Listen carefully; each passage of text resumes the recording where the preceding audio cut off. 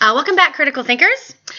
Today's discussion is about reality and deduction, as opposed to our discussion last time, which is about values. So make sure you have the reality, assumptions, and deductive reasoning lecture notes available to you as we continue our discussion. So using our working framework so far, this idea of an issue, which is a question which informs an argument, right? We have issues, reasons, and conclusion, which makes for an argument. Ringing a bell, everyone? I certainly hope so. And so issues, reasons, and conclusion form an argument about something about the world. And we talked about how there's different types of issues.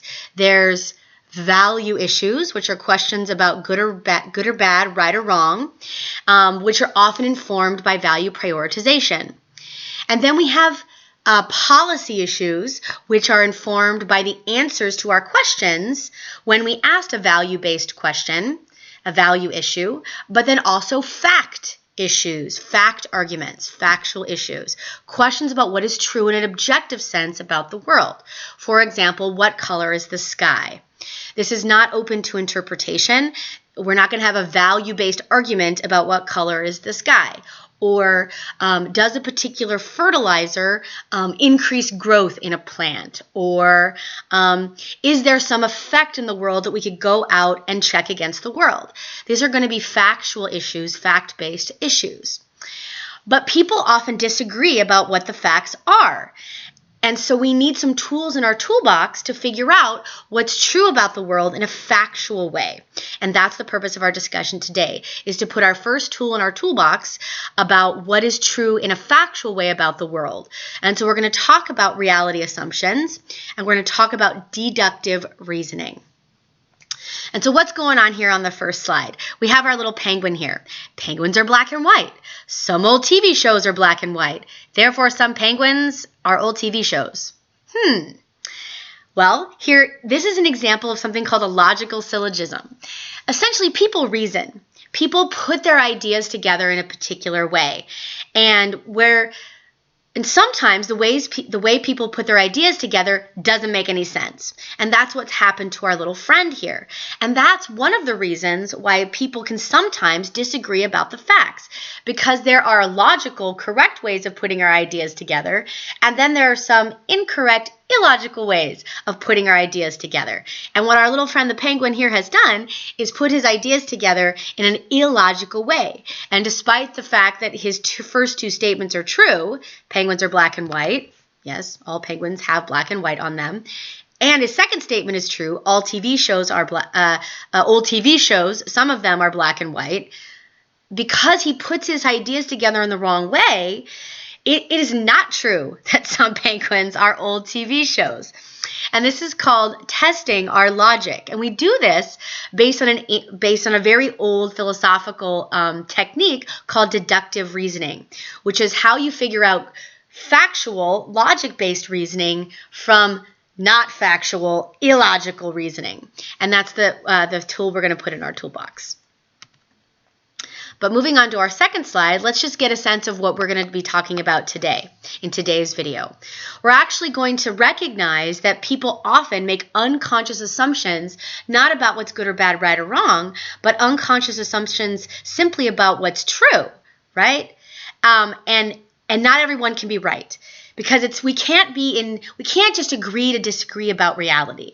We can maybe agree to disagree about value issues because people prioritize their values differently, but we can't just agree to disagree about the facts.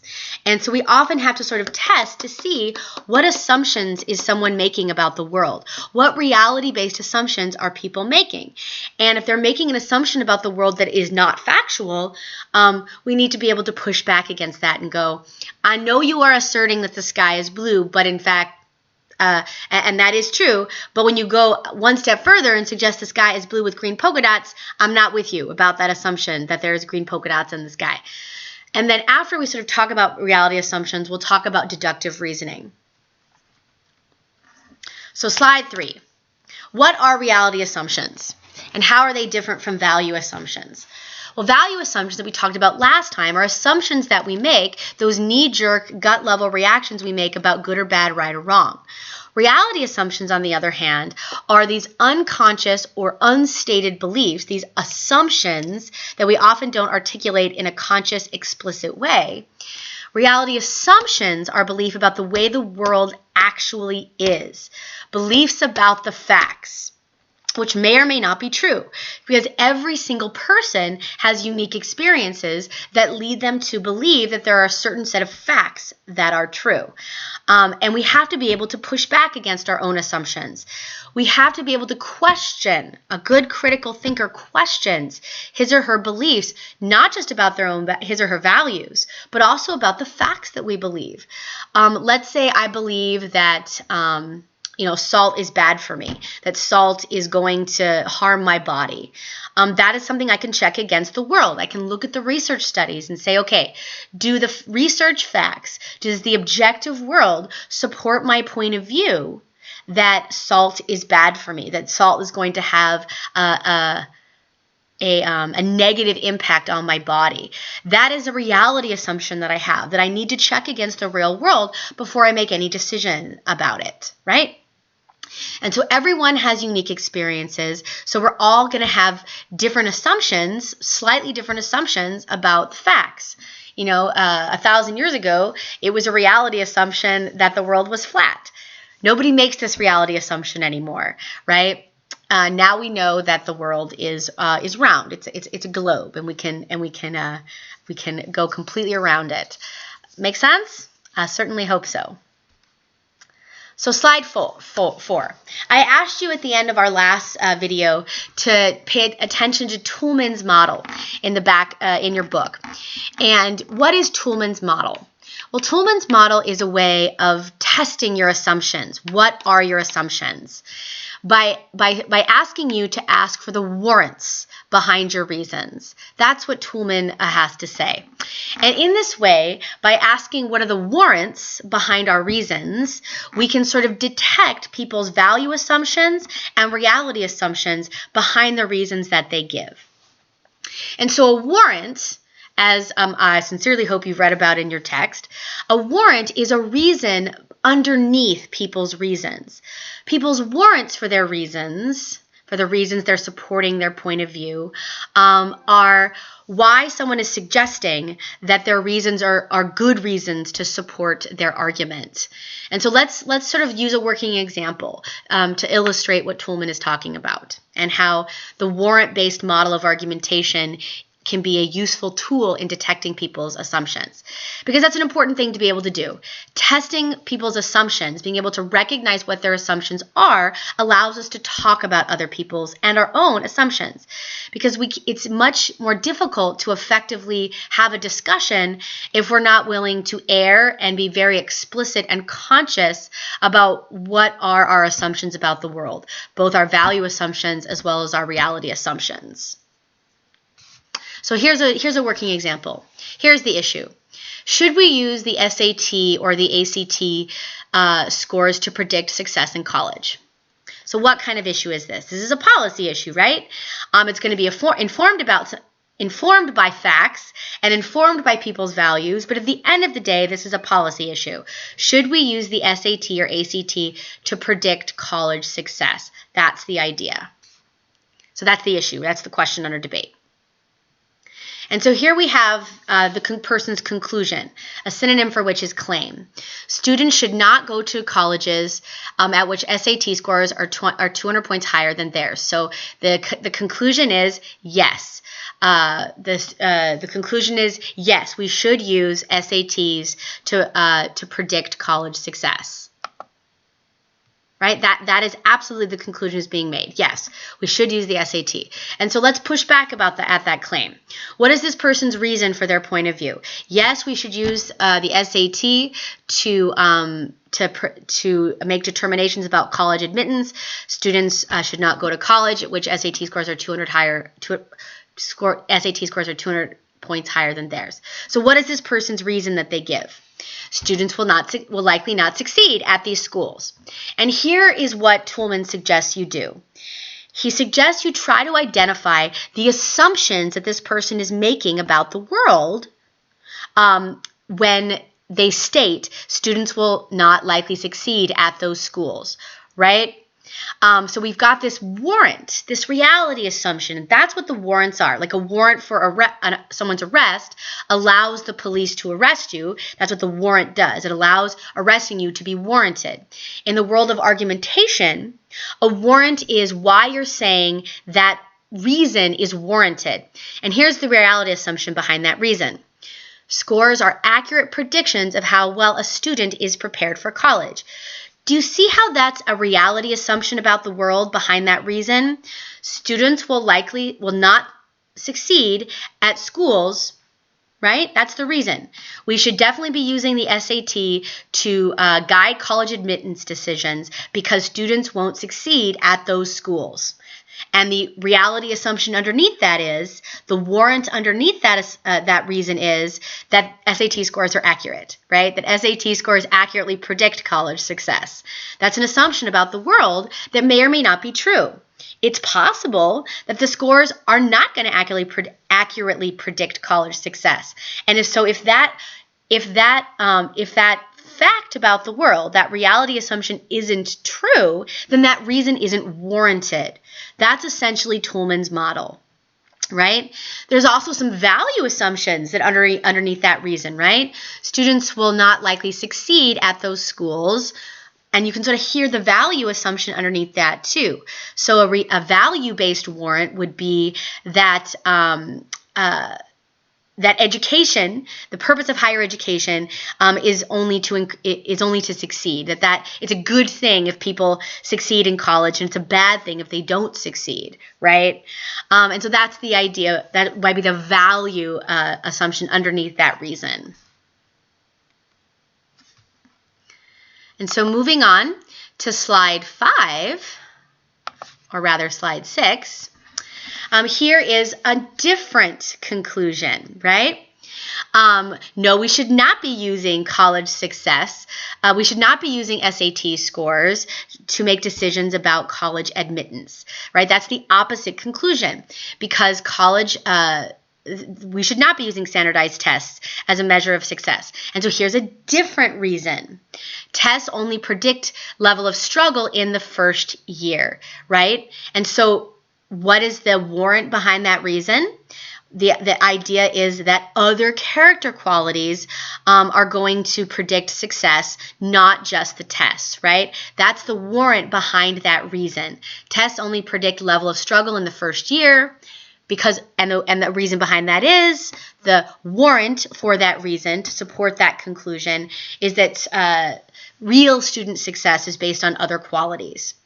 Either way, no matter which conclusion you personally support, SAT scores should or should not be used for college admittance.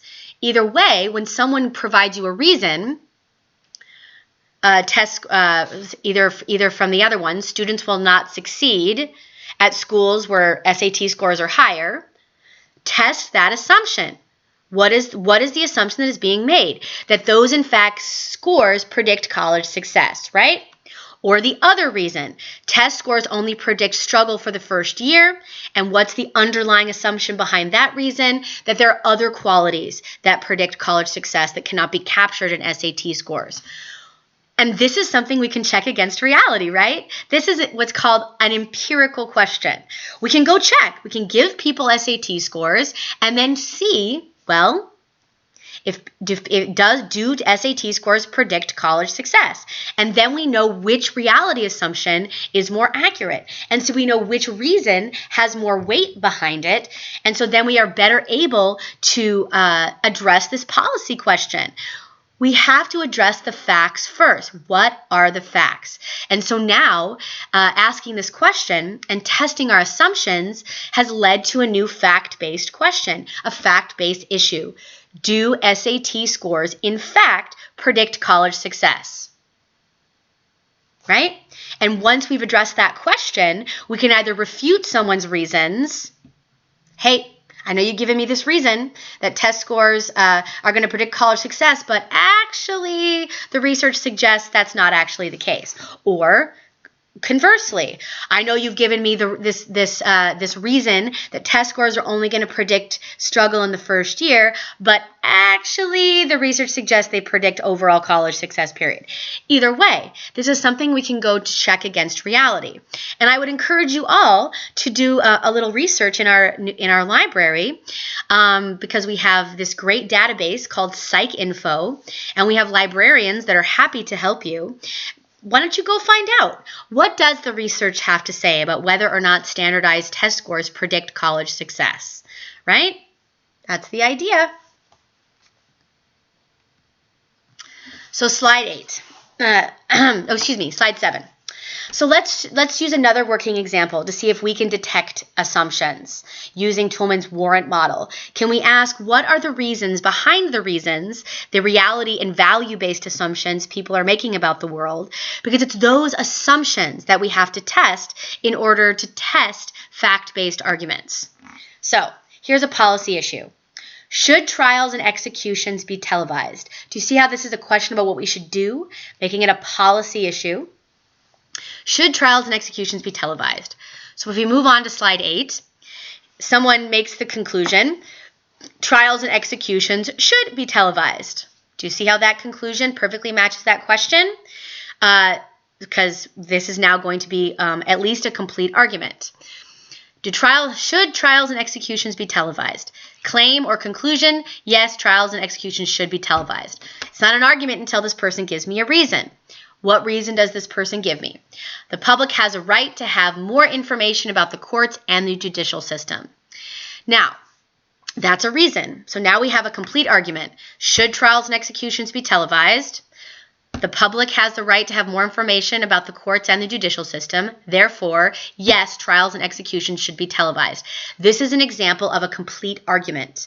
The kind of complete argument I imagine might be in your future on an upcoming exam, coming up with a complete argument, issue, reason, and a conclusion that matches that reason perfectly, right?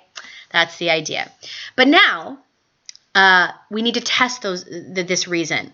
What are the unconscious, unstated warrants behind this person's reason? The idea that the public has a right to have more information about the courts and the judicial system. First, what is the reality assumption that is being made? Let's think. What is this person assuming is true about the world in a factual way? Not what's good or bad, right or wrong, because that would be values, but what are they actually just assuming is true when they lay that reason on you? The public has a right to have more information about the courts and the judicial system, therefore trials and executions should be televised. What are they assuming is true about the world, factually? Well, they're assuming that watching trials are actually going to inform you, right? That watching these trials on television are actually going to inform you about the world, which may not actually be true, right? It may not be true that watching televised trials and watching executions are going to teach you a darn thing about American justice. Because let me pose this conundrum to you. What trials and what executions are likely to be televised? The typical variety that we see in the American judicial system? Is that what we're likely to see on television? No, right? The O.J. Simpson trial back in the 90s was televised, and we all got to watch it. Was this a very typical court case? Of course it wasn't. Did watching this court case inform people? I don't know. That's an open question. It's an open question that can be tested against reality. Maybe we should test the assumption that watching trials and executions actually leads people to become more informed, right? So what could we do? We could do an experiment where we show a bunch of people these sensational trials that have actually been televised, and then see if they're better informed about the justice system later on. We give them like a test on American justice. And then we give the same test to a bunch of people who haven't watched these televised trials. If the group who watched the trials actually were better informed, then maybe you would argue that this reality assumption is true. So thus, this reason is warranted from a reality-based standpoint. But there's another warrant behind this as well. There's another assumption that is being made here when you say that the public has a right to have more information about the courts and the judicial system. And that's a value-based assumption. And so what is the value-based assumption, which then becomes another warrant behind this reason, the reason behind the reason? And that's that freedom of information is a good thing, right? Maybe there are some places in the world when you make the statement the public has a right to have information about the courts, the value assumption there is that freedom is a good thing. Freedom of information is a good thing. There are some places in the world that don't make that value assumption. They actually think that freedom of information is a bad thing, that people don't need the information, that people are going to be harmed by too much information, right? And so recognize behind this one reason, the public has a right to have information about the courts and the judicial system, that there is a reality assumption there, that watching the trials will inform people, and a value assumption there, that having more information is actually going to be good for the public, right? Both of those things you could question. You could question the idea that watching trials is in fact going to inform people, but you might also question the idea that more information is a good thing. Right? And again, I'm not telling you what to believe. Maybe you believe that watching televised trials will inform people. Maybe it will, maybe it won't. Something you could test against reality. Maybe you believe that freedom of information is a good thing. I certainly do. I would not question the value assumption of this. I would not question the value assumption warrant of this reason. I might question the reality assumption warrant behind this reason. Either way, a good critical thinker can ask, what are the underlying assumptions that we call warrants underneath people's reasons? Because then you are more effectively able to either agree with the reason because you agree with the assumptions underneath it, or disagree with that reason. And then you can say, hey, I disagree with your reason that the public has a right to have more information about the courts because I actually don't think your reason is warranted, because I don't think watching televised trials will actually inform people. Make sense? I certainly hope so. Moving on to slide 9. All right, so now that discussion, our last about reality, is about how we figure out what people believe, right? How we figure out what people believe in a factual way so that we can identify the facts that need to be called into question or at least tested. We identify what people actually believe in a factual way, their reality assumptions, right? And we identify what people believe in a value-based way, their value assumptions, so we can identify people's value prioritization, and then we can identify the facts that need to be tested. And so now that lends us into a new conversation. And slide 9 sort of begins a related but distinct topic. And that's about deduction and induction. It's how do we decide what the facts are? When we can identify somebody's fact-based assumptions about the world, how do we determine whose facts are accurate and whose facts are inaccurate? Because when we are talking about the facts, we can't just agree to disagree. Maybe we can agree that there's not enough evidence yet, but we're not just going to throw up our hands and say, I believe the sky is purple, you believe the sky is green, we're just going to agree to disagree. That's lazy. It's not what a critical thinker does. That's called relativism, and it's inappropriate in any class whose goal is to find truth. So, our discussion now is about how do we tell good facts from bad facts? And there are two broad ways that come from philosophy. And it's basically a philosophical discipline called logic. How can we tell when someone has made a truthful statement? How can we tell when someone has been logical, when someone has been reasonable? And there are two broad ways. One is called deductive reasoning, and the other one is called inductive reasoning. And they're two halves of the same coin. You need both. Whenever you're thinking about any fact-based argument, whenever you're trying to figure out what's true about the world in a factual way, you need both. You need both deduction as well as induction. You need them both. But they're two parts of the process. Deduction is about once you've decided what the facts are, how do you put them together in a logical way? So the goal is one of certainty, where once you've agreed about what are the facts, there are certain appropriate ways of putting those facts together in a logical way, and then there are inappropriate ways of putting facts together in an illogical way. So deduction is what that little penguin was doing in our very first slide. He was doing something called illogical deduction. He was putting some facts together in a completely illogical way. We agreed on the first two statements. Penguins are black and white. Some old TV shows are black and white. We agreed on the facts, but then he put those facts together in a completely illogical way. He had flawed deductive reasoning. When you have accurate deductive reasoning, once you've agreed on the facts, then you can figure out what's certainly true about the world. So deductive reasoning, logical reasoning, is a very top-down approach. It moves from the general to the specific. It figures out what are the general rules in the world that I'm pretty sure are darn true. Once I'm pretty darn sure about what's true about the world, now I'm going to try to make a certain decision in this situation about some decision I'm going to make, right? Inductive reasoning is the other piece of that. It's about looking out in the world, making observations about the world to decide what the facts are. So it's not going to be about making any 100% certain decision. It's going to be about making observation number 1, observation number 2, observing a pattern in the world to say, you know what's probably true about the world?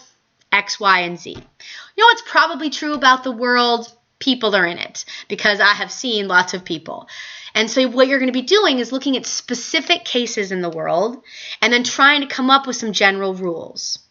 And so the arc of logic as a whole starts with induction, where we observe things about the world, like, wow, look at that. That person is not wearing a parka. Well, look at that other person is not wearing a parka. Wow, I have seen about 1,000 people today in the valley, and not a single person was wearing a parka. I'm betting probably no one in the valley is wearing a parka today. That's induction. Do you see how I've moved from specific person to come up with some general rule? I didn't have to see all the people in the valley to come up with my general rule that there's nobody wearing a parka today. That's the inductive piece. It's about observation to come up with general rules. So now I've got some general rules about the world. There is probably nobody in the valley wearing a parka today. Do you see how I've come up with that general rule? Now I'm going to take that fact and do some deduction, which is I'm going to use that fact in what I hope is a logical way. And so my goal is now to make a 100% certain conclusion based on the facts that I think are probably true. So now I'm going to lay some deduction on you. If it is hot outside, right? About whether or not it's hot outside, I'm going to try to engage some deduction.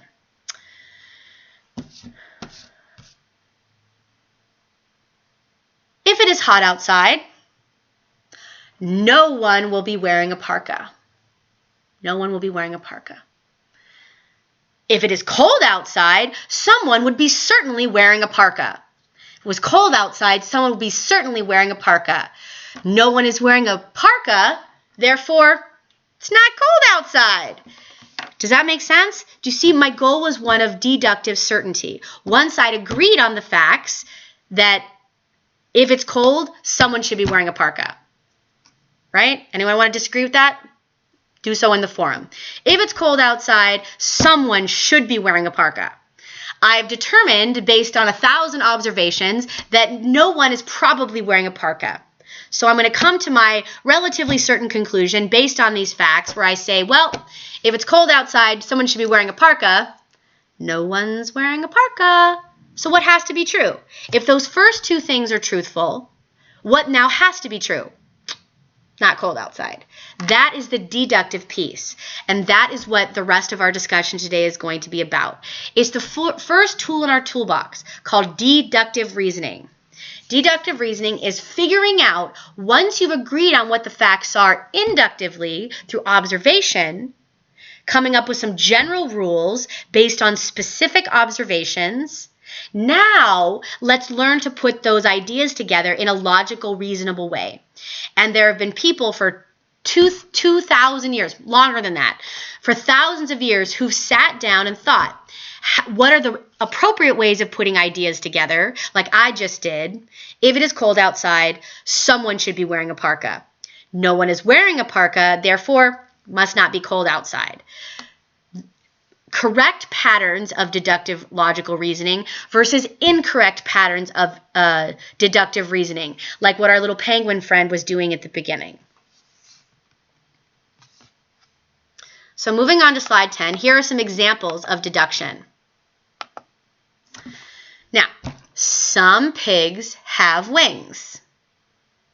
Now, you're saying to me, but pigs don't have wings, Dr. Jenny. Doesn't matter to deduction.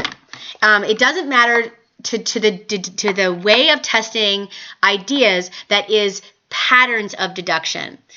This is a branch of philosophy called logic, where we simply say, if you can assume the facts are true, that's a pretty darn big assumption, right? How do you figure out whether or not the facts are true? Inductive reasoning. Are you with me? And inductive reasoning is something we're going to go over after our first exam. Deductive reasoning is simply asking, have we put facts together in a logical way?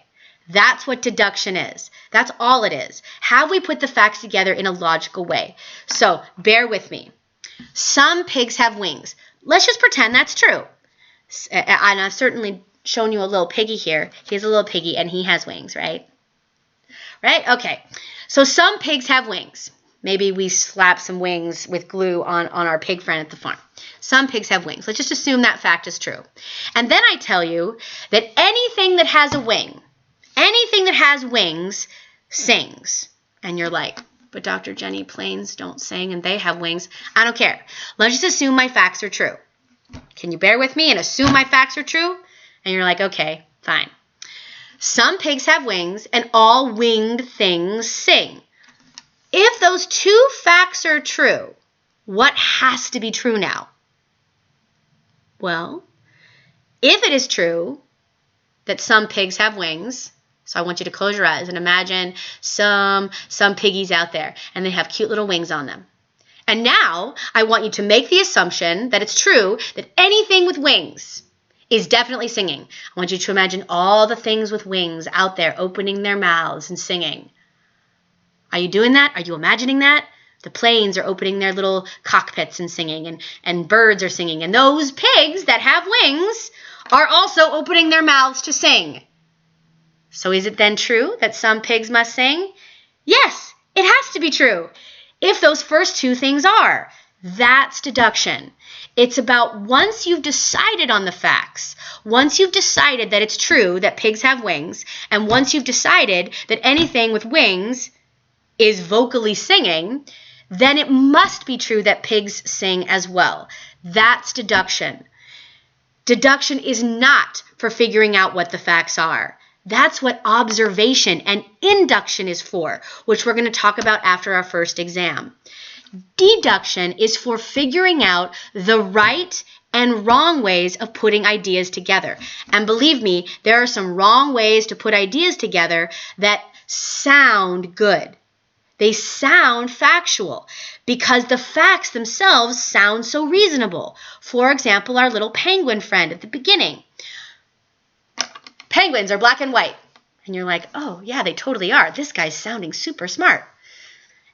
Some old TV shows are also black and white. You're all, yeah, this guy's got some truth. And then someone plays a logical fast one on you. So it therefore must be true that some penguins are old TV shows. And a good critical thinker would go, wait. Hold up. While it is true that penguins are black and white, and while it is true that some old TV shows are black and white, that does not mean that penguins are old TV shows. Your logic is flawed.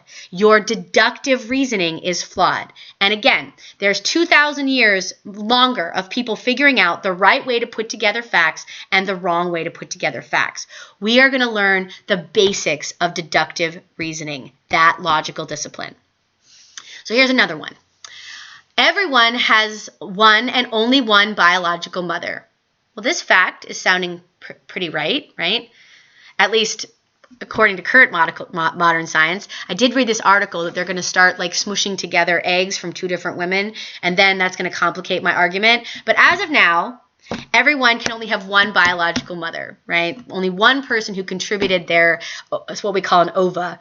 Only one person contributed their egg to this person. So you can only have one biological mother, right? So then I lay another reason on you, another premise. Full sisters have the same biological mother. So not half sisters, but full sisters have the same biological mother. Everyone with me? Are you agreeing to my first two facts? Okay. Everyone has only one and only one biological mother, and full sisters have the same biological mother. Now, no one can be their own mother, right? No one is self-begot, right? No one is having themselves, right? So now we've got these first three reasons. Everyone has only one mother. Only one mother. Sisters have the same mother. And neither of these sisters is their own mother. Therefore, what must be true? There can be no one whose biological mother is also her sister. I can be 100% certain in my statement because I have engaged in putting my ideas together in what's called the correct deductive pattern. These first three facts are true, and in fact, this last statement must be true based on these first three facts because I've engaged in correct deductive reasoning. And that's the purpose of deduction, is once you've agreed on the facts inductively, then you decide that the facts have been put together in the correct way. And so that's the idea. And so we're going to learn for the rest of today all about patterns of deductive reasoning that are accurate and patterns of deductive reasoning that are inaccurate. So because here's an example of inductive reasoning and how it's different from deduction. Every ruby that has been discovered thus far has been red, so it's probably true that all rubies are red. Do you see how I'm not trying to decide whether or not my facts have been put together in the right way? What I'm doing is trying to decide what the facts are in a probabilistic way. It's about observation. I'm observing the rubies to come up with some general rule. That is induction. What are the facts? Not deduction. How do we put the facts together in a logical fashion? Polls show that 87% of 5-year-olds believe in the tooth fairy. Marta is 5, so Marta probably believes in the tooth fairy. Not 100% certain, but probably believes in the tooth fairy. Chemically, potassium chloride is similar to ordinary table salt. Therefore, potassium chloride probably tastes like table salt, right? I'm not making a certain statement about the world, but rather just a probabilistic statement.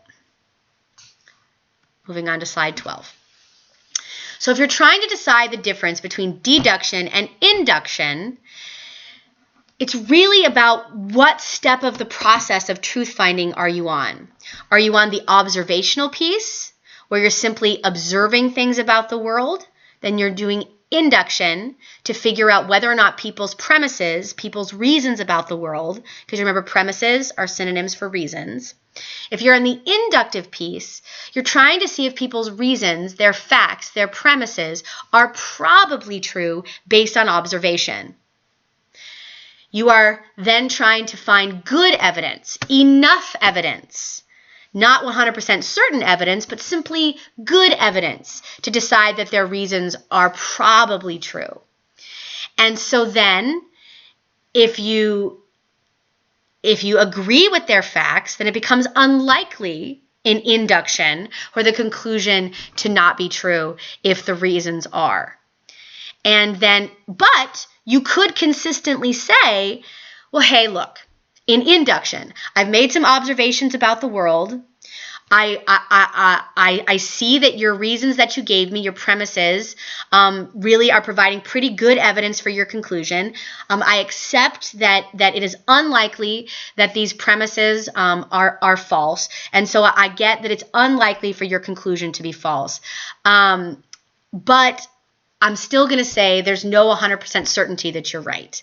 That is what is true about induction. Whenever you make observations about the world, there's always a chance that your conclusion could be wrong. Always. Because observation can never be 100% accurate. Even if I see 1,000 people in the valley and none of them are wearing a parka, it's still possible that someone out there is wearing a parka in some part of the valley that happens to be cold. So that's the idea behind induction. It's based on observation, and so it can never be 100% certain. And induction is how we come up with our facts that we then put in deductive arguments. I'm going to pause 1 second there. I'll be right back. So what then is the deductive piece? Well, once you've inductively figured out what the facts are, the deductive piece is making sure you put those facts together in a logical, reasonable way, that your logic hasn't jumped the rails, that you're not saying true things, but putting those true things together in a ridiculous way, like our little friend the penguin did. So when you're on the deductive piece, which should be after induction, when you're on the deduction piece, you're trying to figure out what has to be true, what is necessarily true based on the facts. You're trying to make a conclusive, 100% certain statement about what must be true about the world if the facts are true. And if you agree on the facts, right? If you can agree on the facts, then it is impossible to disagree with the facts. It is impossible to agree with the facts and then disagree with the conclusion. Not if you've deductively reasoned correctly. Let me give you an example of what I mean by that. Let's say all human beings have DNA. Everyone agree with that? Okay. I am a human being. Everyone agree with that? Therefore, what must be true about me? I have to have DNA, right? I have to. It's impossible for you to say, yes, I agree that all human beings have DNA. Yes, I agree that you're a person. You're a human being. But then I somehow disagree with the idea that you have DNA. That's impossible. You can't make that statement. You can't disagree with the facts. You can't agree with the facts and then disagree with the conclusion. Not if you have deductively reasoned correctly. And again, we're going to learn how to deductively reason correctly and many common ways of deductively reasoning incorrectly. And so it is logically inconsistent to say you agree with the facts but disagree with a correctly constructive deductive argument. That's the difference. Inductive reasoning is about observation. It's about saying what is probably true about the world when you look out in the world and observe it. But you can say, yes, I agree with your observations, but I still think maybe that conclusion is false. Totally okay. But with deduction, that's that what do you do with the facts piece. You can't say you agree with the facts, but then tell me you disagree with my conclusion if I'm engaged in a deductive reasoning argument. That's the idea. Like if I say to you, all human beings have DNA, and you're like, I totally agree with that, 100%. And then I tell you I'm a human being, and you're like, I totally agree with that. It would be logically inconsistent and impossible for you to then say you disagree with my conclusion that I, in fact, have DNA. Are you with me? I certainly hope so. So moving on to slide 13. So deductive reasoning is grounded in the discipline called philosophy, and it's about using the truths about the world, the facts that we can all agree upon to make decisions about specific cases. That's what deductive reasoning is. It's going, I'm in a particular situation. What things about the world can I say are certainly true?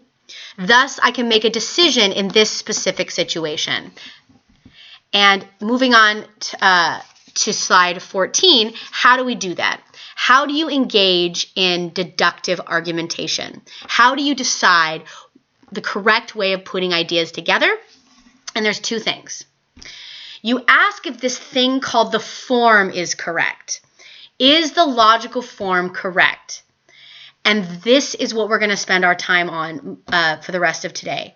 We're going to be looking at different ways of putting facts together and deciding this form is the correct one and this form is the incorrect one. And thankfully, philosophy has already done this for us.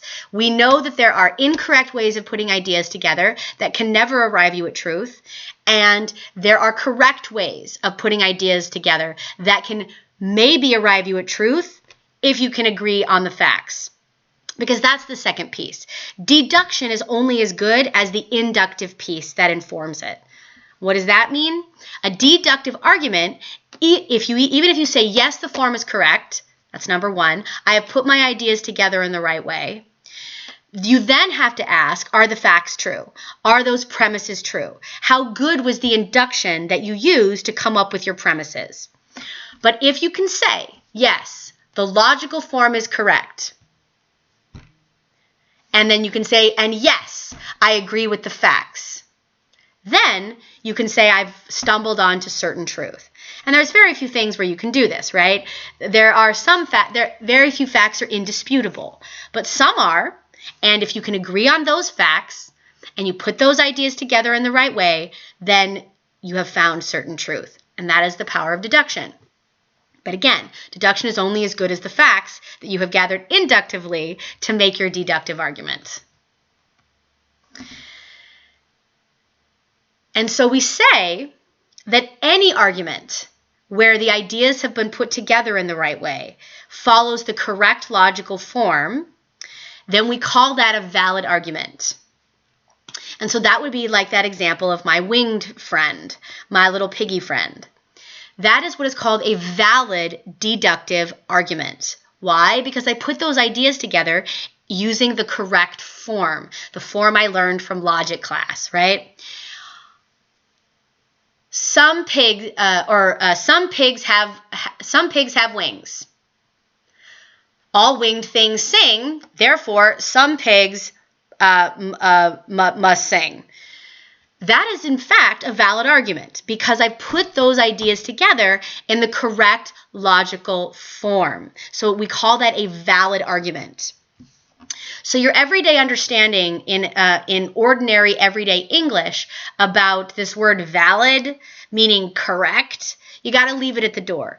There's a very technical way we use the word valid in philosophy, and that simply means you've used the correct logical form.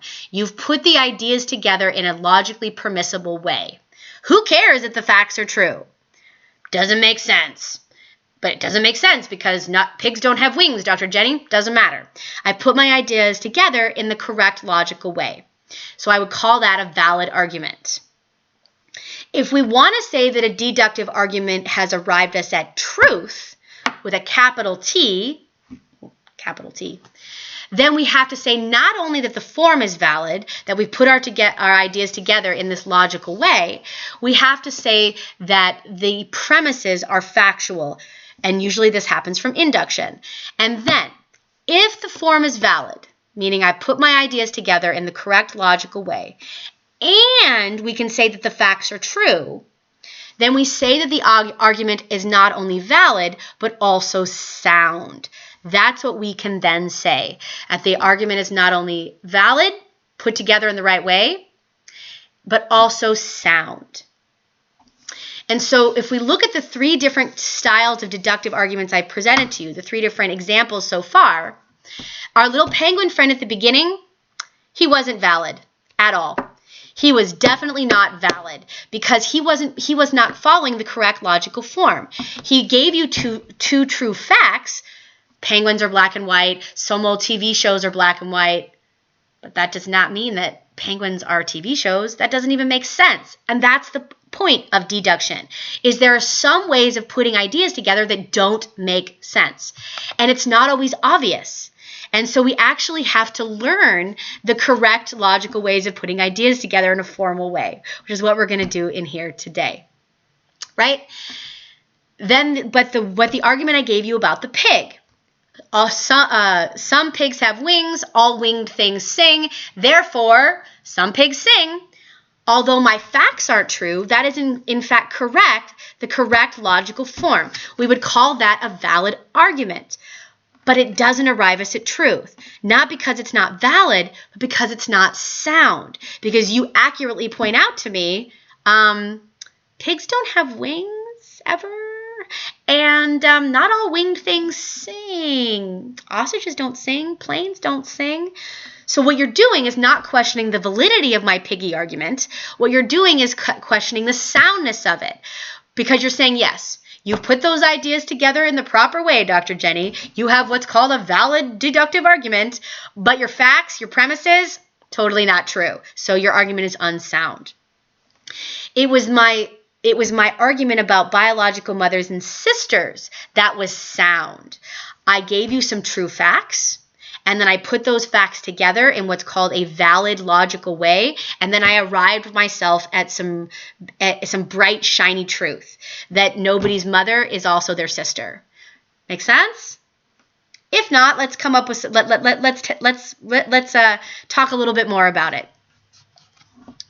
So, what is this correct logical form I keep talking about? What I keep saying, have you put your ideas together in the right way? Have you put your ideas together in the right way? I keep saying this. What does that even mean? Well, there is this thing in logic, this tool called a logical syllogism. That's what it is. A logical syllogism. And a syllogism is a very special kind of an argument. Issue, reasons, and conclusion.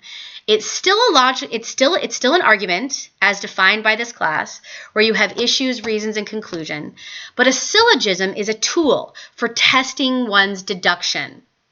It's a tool for figuring out whether or not people's facts have been put together in the right way.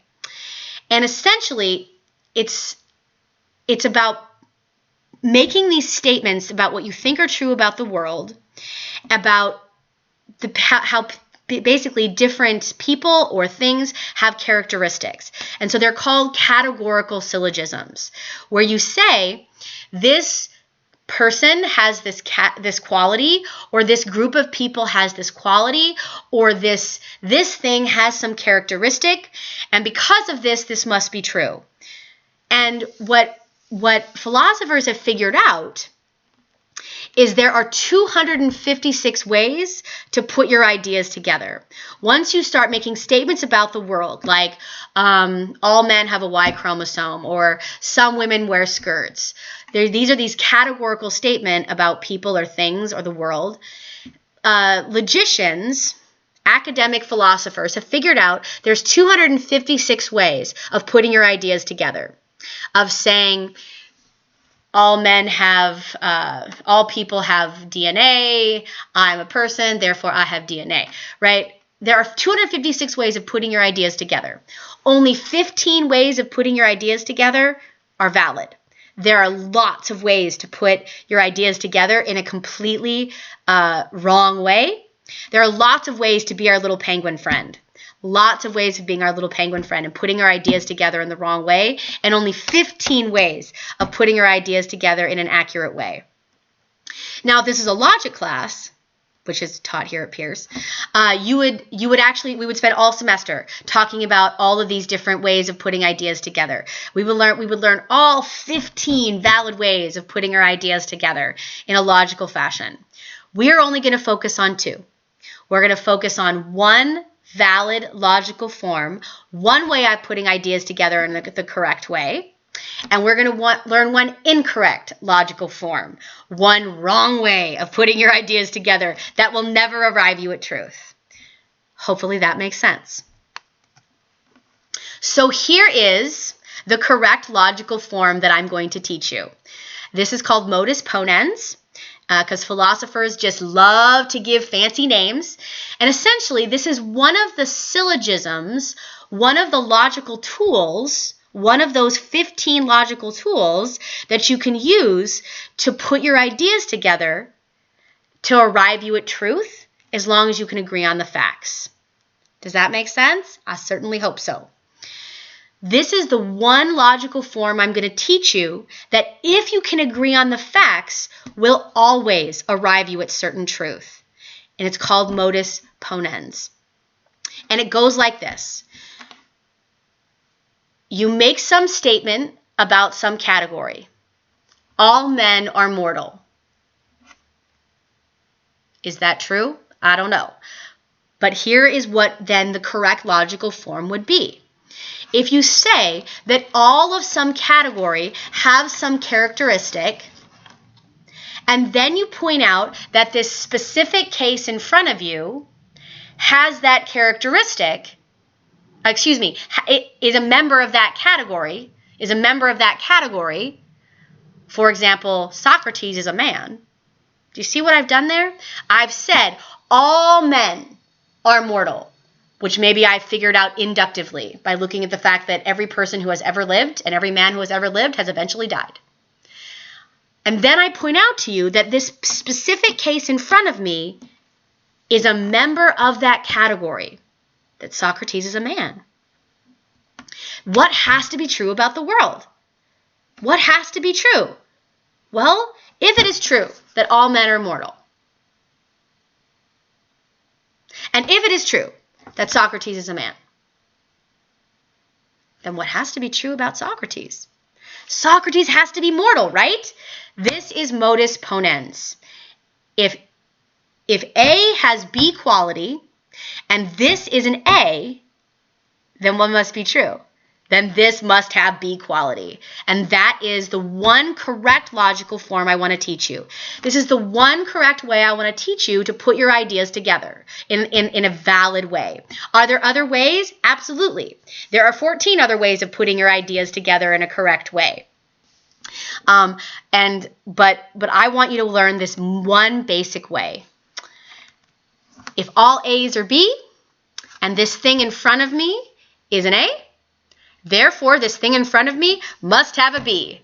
That is the correct logical form that you need to know. This is called a categorical syllogism. It's a tool. It's a tool for testing your ideas. Have you put your ideas together in the correct way? And again, 15 valid forms, of which this is one, called modus ponens. 241 completely invalid ways of putting your ideas together, like our little penguin friend at the beginning there. I only want to teach you one invalid way. And it's essentially taking what should be valid and changing it just a little to make the ideas totally illogical. So I say, all A's are B's.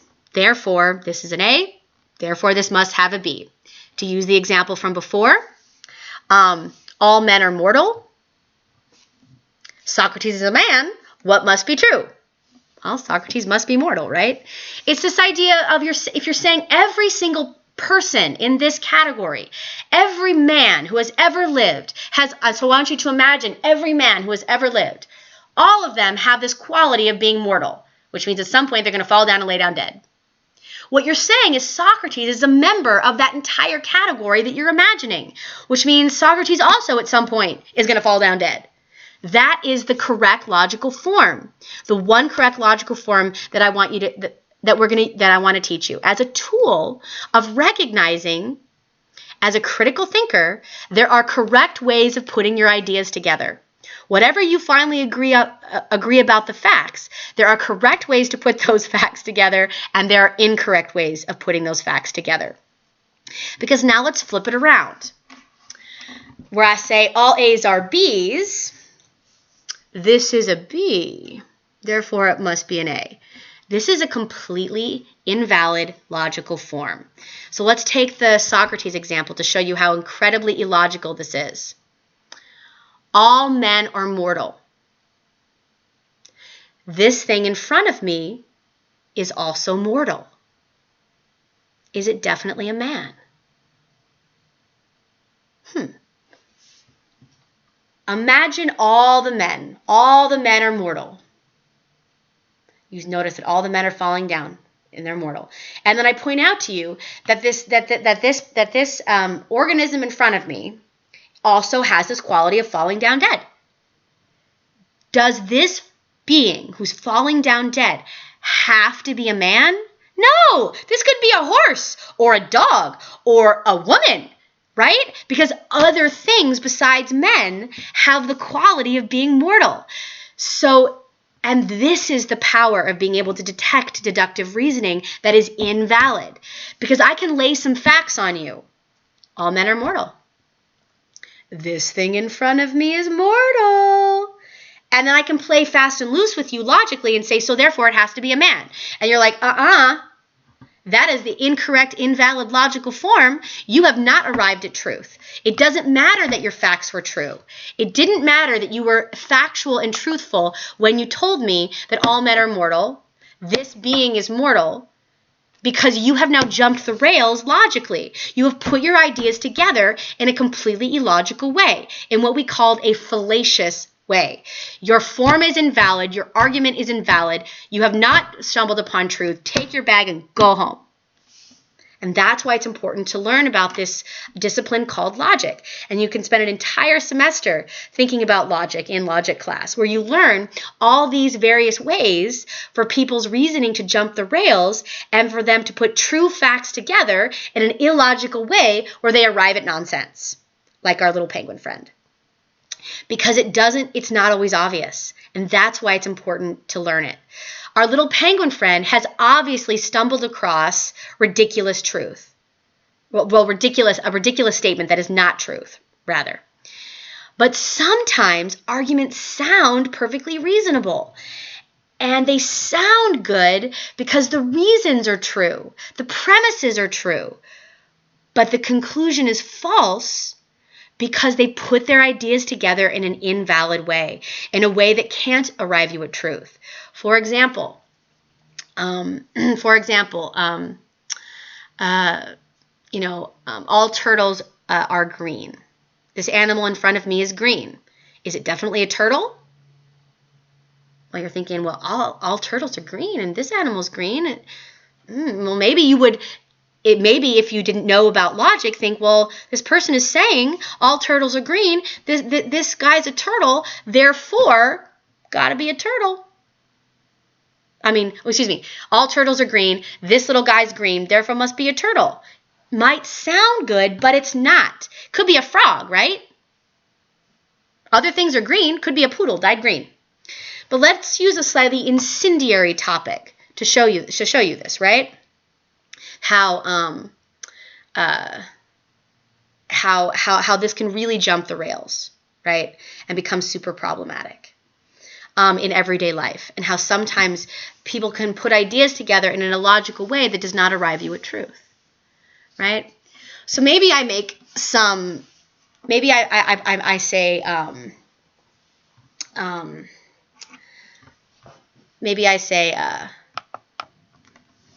maybe I point out that, every member of the Ku Klux Klan has always been white, right? All Ku Klux Klan members are white. And then I say, hey, you're white. Therefore, you must be a member of the Ku Klux Klan. That does not logically follow. But you hear these sorts of statements, and not just about white people, but about Latinos, about African Americans and black folks, about Asian Americans. You hear it all the time, where someone will say, hey, all of these people are like this. You're like this too, therefore you must be a member of this category. It just doesn't make sense, right? Or you might say, every member of a hate group is this color. So you're this color, so you must be a member of this hate group. That's just that. Even if you agree on the facts, which are open to debate, right? You've put those ideas together in a completely illogical way. So let's take that Ku Klux Klan example, right? Just because every member of the Ku Klux Klan has been white, and you point out that a person in front of you is white, does not mean that they're a member of the Ku Klux Klan. It simply doesn't. Just as you would say, all turtles are green, this thing in front of me is green, doesn't have to be a turtle. Could be a frog, right? And that is why I think it's important to recognize this invalid form. All A's are B's. This is a B. Therefore, M is an A? No. So A is going to be the category, right? All frogs are green, B. You can't then say the thing in front of you has that characteristic, so therefore it must be a member of that category. It just doesn't make sense. all men have all women have an X chromosome. That's true. All women do, in fact, have an X chromosome. All people have X chromosomes. This thing in front of me has an X chromosome. Okay. Therefore, this thing in front of me is a woman? Nope. Because guess what? Men have an X chromosome too. They do. They just also have a Y. So you have, whenever someone uses the logical form, all A's are B's, this is a B, therefore it must also be an A, you have definitely not stumbled upon truth. You have an invalid argument that is just fallacious and wrong. So, moving on to slide 20. Here's my example of turtles are green. Saying that all turtles are green and that this animal in front of me is a turtle, what has to be true? If all turtles are green and the little guy in front of me is a turtle, what has to be true? Well, he has to be green. And he in fact does. This is the correct, valid, logical argument. If we can agree on the facts about turtles' greenness and how this animal is in fact a turtle, then what has to be true about my new friend? Well, that he's green. But this is not logical. This is completely invalid.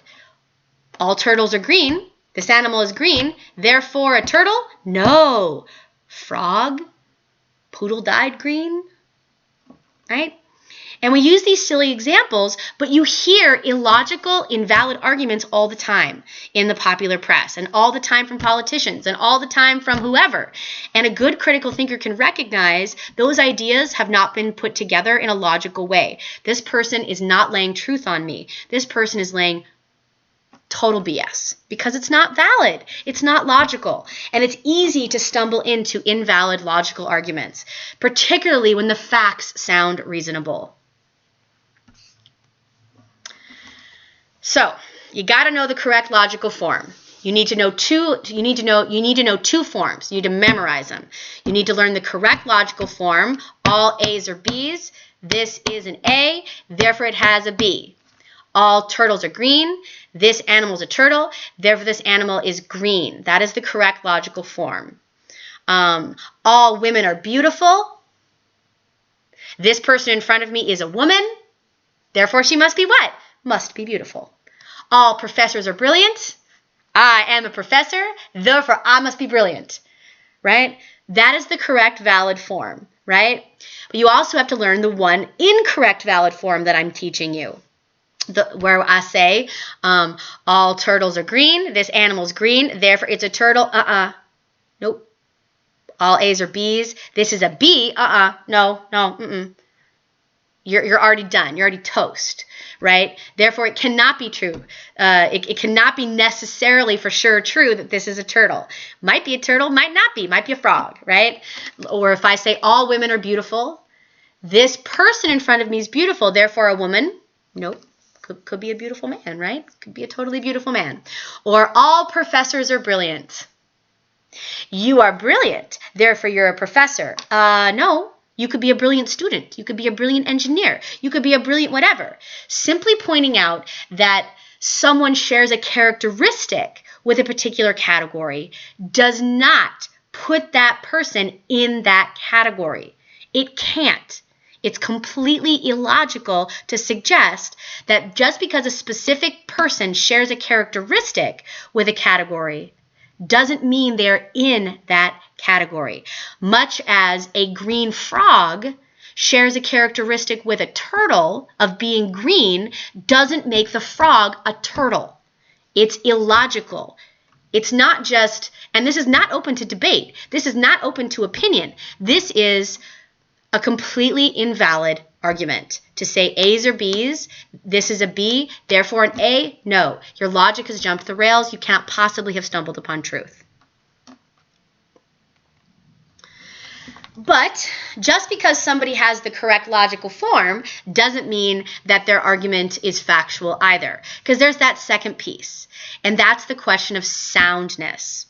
Soundness is saying, okay, yes, you have met the bare minimum criteria of putting your ideas together in a logical way. You have met the bare minimum criteria of a valid argument.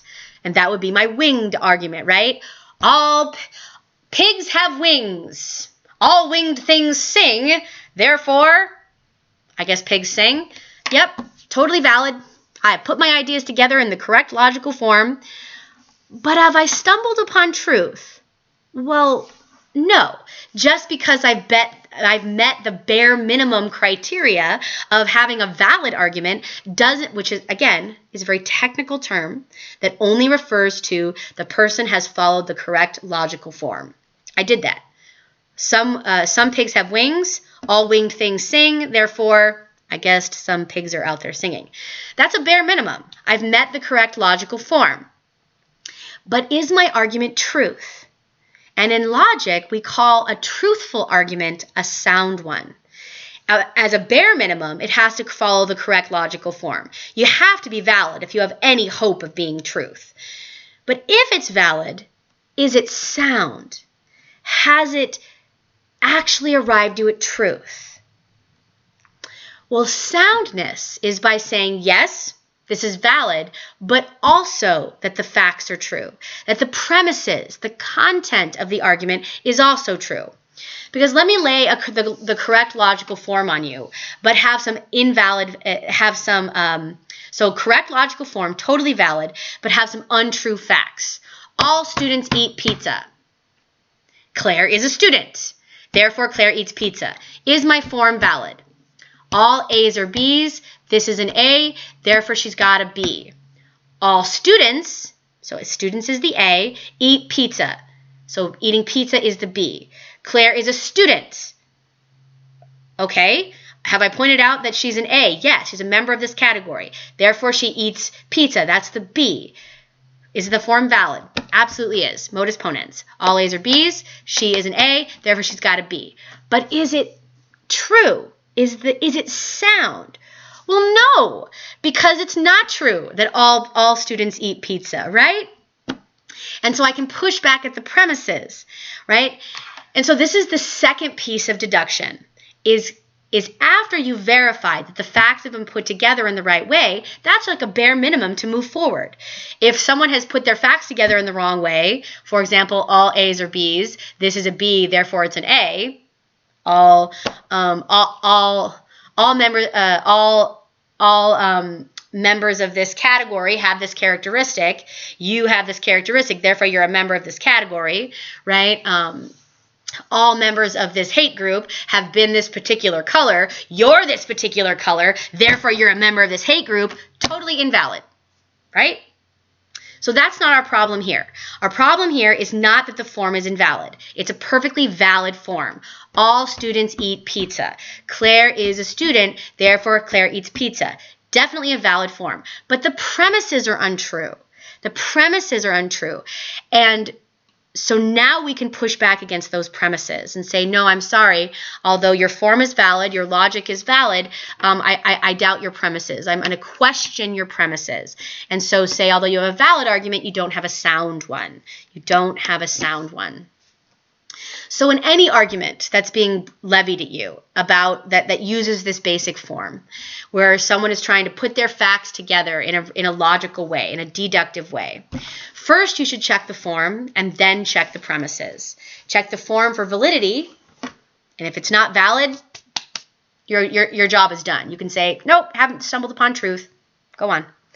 But if the form is valid, now you start questioning people's premises. Now you start questioning people's facts. Here's another one. All women are terrible drivers. Jane is a woman. Therefore, Jane is a terrible driver. Okay, wait. Is the form valid? It totally is. All women have this characteristic. All A's, women, are terrible drivers. Terrible drivers is B. Jane, the M, the specific case, is a woman. If those first two things are true, is the last thing also true? Yeah, it is, right? All women are terrible drivers. Jane is a woman, therefore Jane is a terrible driver is a totally valid argument.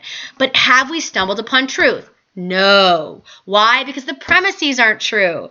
It is not true that all women are terrible drivers. You know, Danica Patrick is an excellent driver. She races Formula One cars and does very well. There are lots of excellent women drivers. So the idea that all women are terrible drivers, you can just toss out. Is the form valid? Yes, but that's a bare minimum for truth. Now, are the premises true? Well, that's where induction comes in. Sure, the deductive piece of this argument is on point, right? We have concocted a deductively valid argument, but it's not sound, it's not truth, because we can inductively say, all women are not terrible drivers. You need to go. Make sense? And so whenever you have this kind of argument as a tool for testing ideas, this idea called a logical syllogism, first thing is check the deductive piece. So now we're on slide 23. But then, once you verify that the deduction is accurate, is valid, then start questioning the premises. So here is another totally valid argument, which means I put the ideas together in the correct logical fashion. All A's are B's. This is an A. Therefore, this has a B. We're only learning one correct logical form. There are 14 others, which we're not going to cover at all. All drivers who speed are subject to a fine. Okay. You were speeding. Oh, so I'm a member of that category of speeders. Totally logical, right? All drivers who speed are subject to a fine. The A are drivers who speed. The B are subject to getting money taken away from them. You, M, are speeding. You're a member of that category. What has to be true? Well, I guess you're subject to a fine. Well, if you don't want to pay the ticket, what are you going to do? You can't argue that the logic is deductively invalid. You can't argue that the logic is deductively flawed, invalid, because it's the correct form. All drivers who speed are subject to a fine. You are a speeder. You are the A. Therefore, that B part has to be true about you. So now you're going to start questioning the premises. And which one can you question? Can you question the first premise? All drivers who speed are subject to a fine. Not with any good effect, right? That judge is going to say, no, I'm sorry, you can't just say you disagree with the law. This is the law. If you're speeding, you're definitely subject to a fine. So what are you going to question? When you go to court, which premise are you going to push back against? The idea that you were speeding. You're going to go, I'm not a member of that category. Yes, Judge, I agree. All drivers who speed are subject to a fine, but I'm going to go ahead and push back and say that I was not speeding. I'm not a member of that category, so this is not a sound argument. I don't get a fine. And that's the idea. But you can't start questioning premises until you at least know that you're dealing with the correct deductive pattern, that pattern of deductive reasoning that is a valid one. In the previous example, all women are terrible drivers. What premise were we going to question? We were going to question that very first premise, that all women were terrible drivers. But first we had to check to make sure that that the logic was valid. So this moves us to slide 24. And I see something like this in your future. Whenever you're looking at a logical syllogism, which is one of these categorical statements where you say all A's are this, all B's are such, like we've gone over. There are two questions you have to ask yourself. Is this the correct logical form? If it is, it's a valid argument. And you have to ask yourself, are the premises true? These are two separate questions. And if, and only if, it has the correct logical form, and the only one you're responsible for knowing is all A's or B's, this is an A, therefore it has a B. We've gone through many examples now. All frogs are green, this is a frog, therefore this animal is green. Right? So that if you can say that yes, it's the correct logical form, and you can say the premises are true, now you have a sound argument and can say you have found truth. You can look at that conclusion and say, I know that this is true about the world. All people need oxygen. You're a person, therefore you need oxygen, right? All children should be loved by their parents. This is a child, therefore this child needs to be loved by their parents. Now you can say you've discovered truth about the world. If it's a valid argument, meaning the form is correct, and the premises are unquestionable, you cannot question those premises, then you can say you've stumbled upon truth. But so there are three other ways for things to be logically unfortunate. The most egregious way is to have untrue facts and not the correct logical form. And that's what I've shown you in pink here. If you in purple here.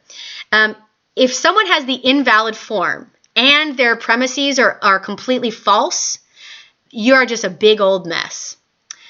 But you can also have the valid form, right? But have untrue premises, and that's there in yellow. And so this would be my example of all women are bad drivers. All women are bad drivers. You're a woman, therefore you are also a bad driver. Totally valid argument, but an unsound one because the premises aren't true. You can also have totally true premises, but the invalid form, which is not going to arrive you at truth either. And so what I see in your future for the exam, hint, hint, nudge, nudge, wink, wink, is I'm going to give you some logical syllogisms. And it's going to be your job to decide what's happening there. So let's move on to slide 25 so you can see what I mean. Here I've color-coded them based on what kind of argument is happening here. Is this a sound argument because the form is valid and the premises are true? Or is this an unsound argument where the form is valid but the premises are silly, in yellow? Is this an unsound argument because even though the premises are true, the form is completely invalid, in pink? Or is this just a big old mess? Not only is the form invalid, but the premises are silly. You have to ask and answer these questions separately. So let's look at some examples. All mammals can nurse their young. Cats are mammals, therefore cats can nurse their young. First ask yourself, is this the correct logical form? All A's are B's. This is an A, therefore it must have a B. All mammals can nurse their young. Cats are mammals. Aha, therefore cats can nurse their young. Totally correct logical form. Now, look at the premises. Are the premises factual? All mammals can nurse their young. Yep, I'll buy that. Cats are mammals. Yeah, I'll buy that too. Therefore, this is a sound argument. It has to be. We have the correct logical form and premises that can't be questioned. But now let's look at this second argument. All men watch sports. John is a man. Therefore, John watches sports. Is this valid?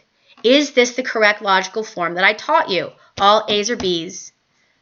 This is an A, therefore it has a B. It is. It's totally invalid. But is it sound? Have you stumbled upon truth? No, not because the form isn't valid, but because the premises are false. Not all men watch sports. So it's unsound, not because the form is invalid, but it's unsound because the premises are false. Now let's look at number 3. All cars have engines. This vehicle has an engine. Therefore, this vehicle is a car? Is this sound? Is this truth? No. This argument isn't truth, not because the facts are wrong. The facts are totally on point. All cars do have engines. This vehicle has an engine. Therefore, it's a car?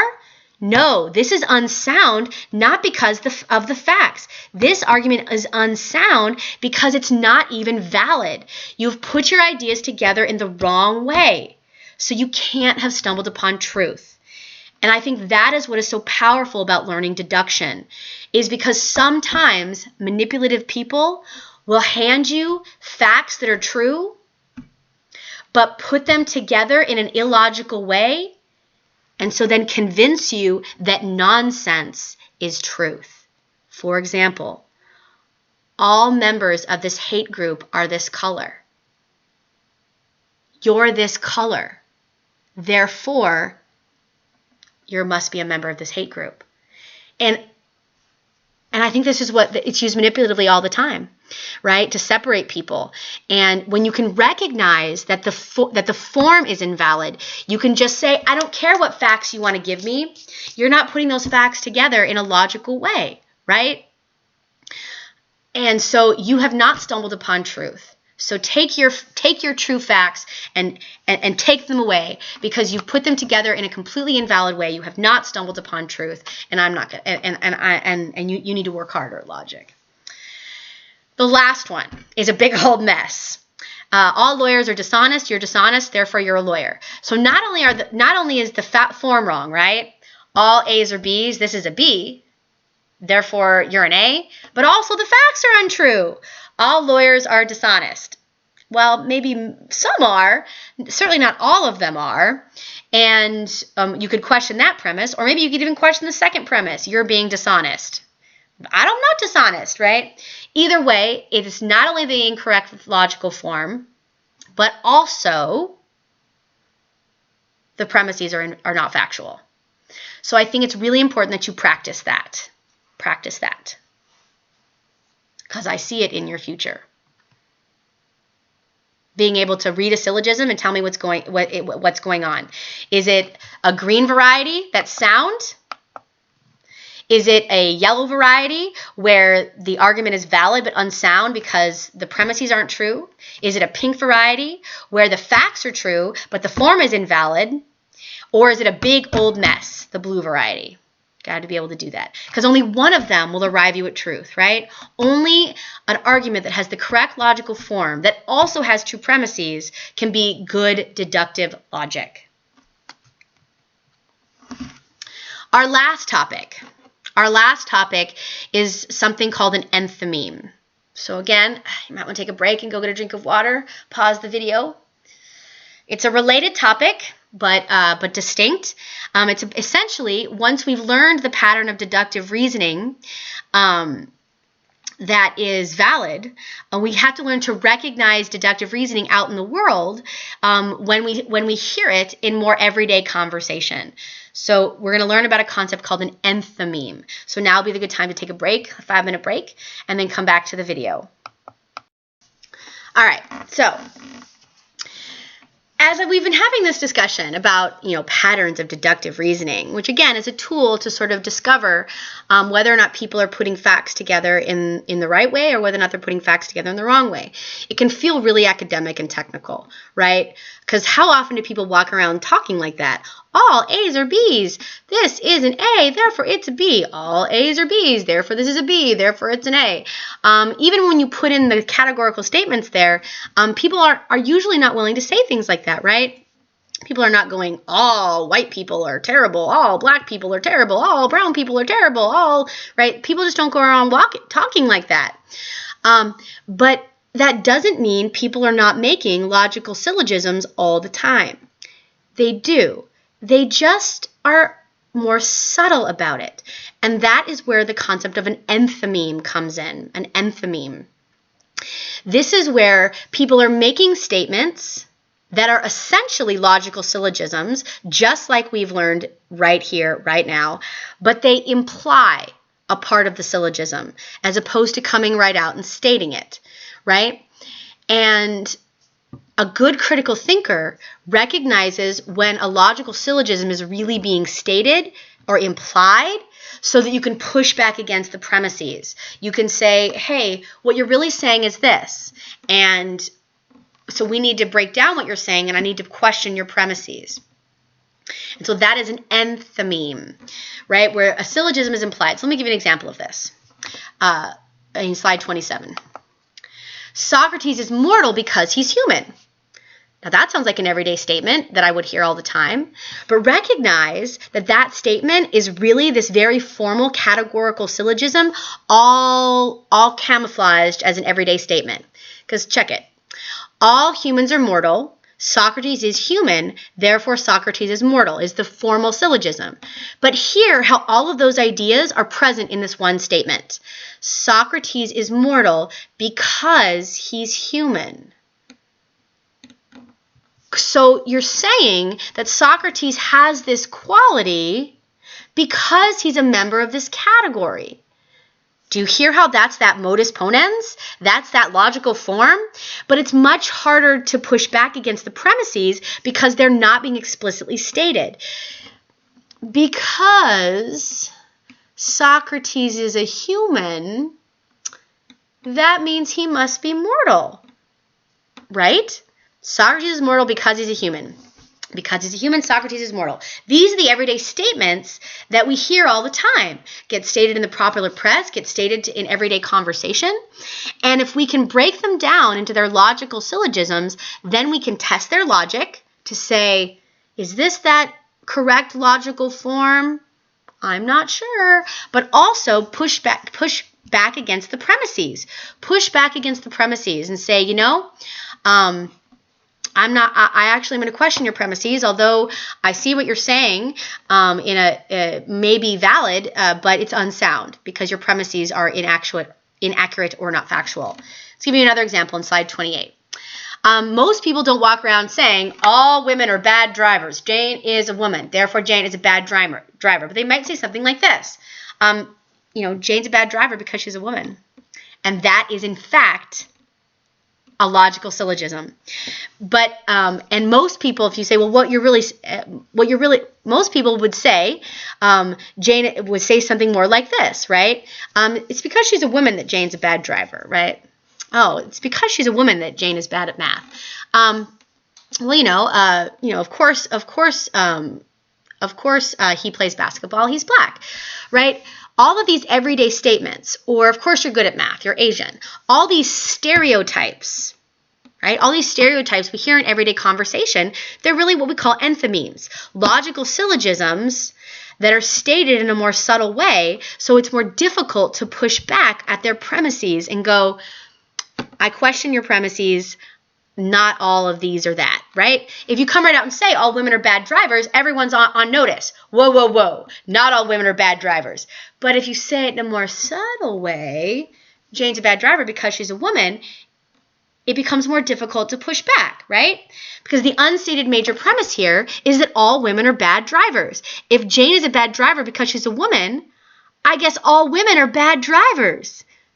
And so you then say, what you're really saying is all women are bad drivers. And they go, no, I'm not saying that. And you can say, yes, you are. Yes, you are. If you're telling me that Jane has this quality of being a bad driver because she's a woman, what you're saying is all women are bad drivers. That's what you're actually saying. And then you can push back against that premise. When you make a statement like that, like, he must be hostile because he's African American, what you're saying is, all African Americans, all black folks are angry? Well, no, I'm not saying that. Yes, you are. When you say a person has some quality because they're a member of that category, what you're really saying is all members of that category have that characteristic. And that's just poor reasoning, right? That's unsound. That's unsound, right? Because stereotypes are usually wrong. Usually it is wrong to say all members of a particular category have that characteristic. So another thing that I see in your future is being able to break down enthymemes and be able to turn enthymemes into their formal syllogisms. So premises can be more easily refuted. Premises can be more easily questioned. And that is the tool that I want you to have. And so let's come up with some other enthymemes. Let's see.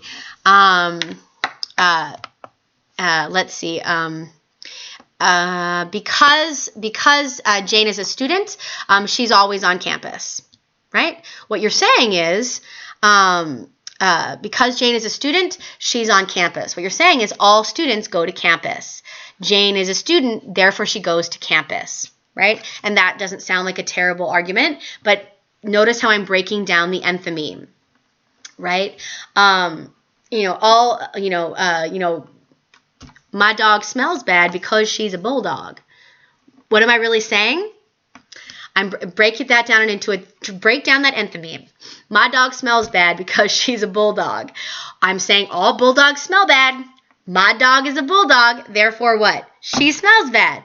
And that is actually not a terrible argument because, in fact, all bulldogs smell really bad, right? Or I might say, John is a man because he has a Y chromosome. All people with Y chromosomes become men. John has a Y chromosome, therefore John is a man. Right? Totally sound argument. But notice how I've broken down that argument. John is a man because he has a Y chromosome. All people with Y chromosomes are men. John has a Y chromosome, therefore he's a man. Notice how I've broken down that enthymeme into its constituent parts. Right? Socrates is mortal because he's a man. All humans are mortal. Socrates is human. Therefore, Socrates is mortal. Socrates is mortal because he's human. Does that make sense? Hopefully that makes sense, right? Be able to break down enthymemes. Jane's a bad driver because she's a woman, or because Jane's a woman, she's a bad driver. Either way, what you're really saying is all women are bad drivers. Jane is a woman, therefore she's a bad driver. So be able to break down enthymemes into their formal syllogisms as a way of pushing back against premises. And so that does it for our first block of stuff. Our sort of next task in the class is the exam, right? So to study for the exam would be to go over these video lectures or your notes for these video lectures again. And you'll have an entire week to take the exam once it's opened. It gets opened up on Monday and then doesn't close until Sunday. You'll have an hour and a half to take the exam. And it covers everything from the introduction that we had. Then we talked about arguments and the basics of argumentation. Then we talked about values. And then the last thing we talked about was reality today. And so if you have any questions, again, our forum is right down there. Feel free to ask any questions if any of these concepts were confusing. And I'll see you next time. I'll see you after our first exam.